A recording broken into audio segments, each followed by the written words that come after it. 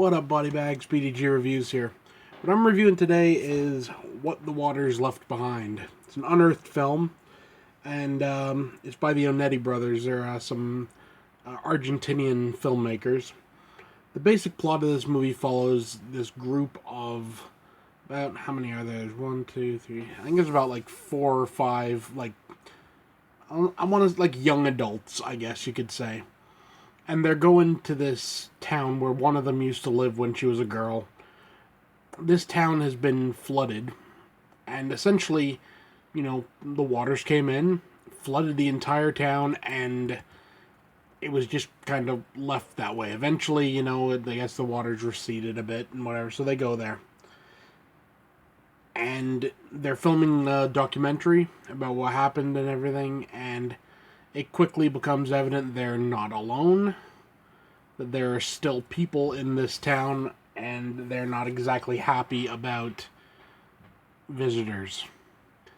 What this movie does is, this movie, I'd almost venture to say, it's like the unwanted child of, Texas Chainsaw Massacre and The Hills Have Eyes.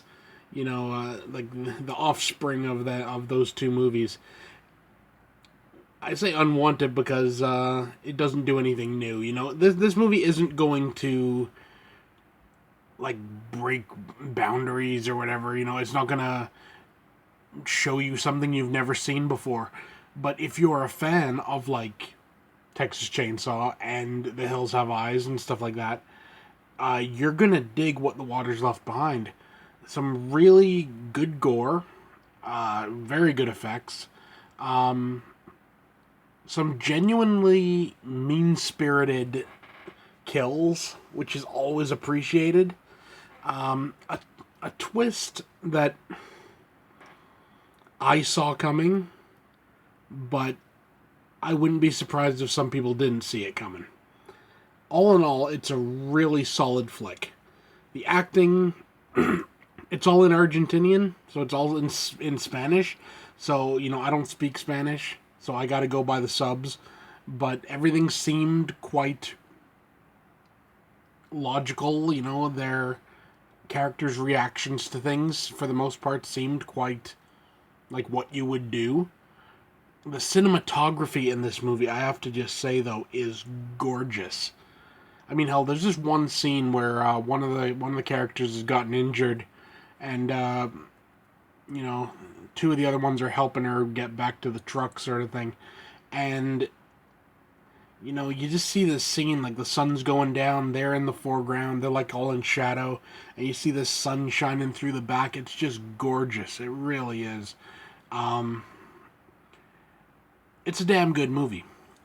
For a rating, I give this, a 7 out of 10. It's not the greatest example of its genre, but it wears its influences on its sleeve. You can tell there's a lot of love for the genre behind it, and I can really appreciate that. And it's just an all-around fun flick. And my lovely assistant enjoys it as well. So yeah, 7 out of 10, good stuff. Give it a shot. You can find it, it's a pretty new unearthed title, so it's quite well, there's still a lot of copies of it around, so pick it up, give it a shot. You won't regret it. Yeah, see you next week.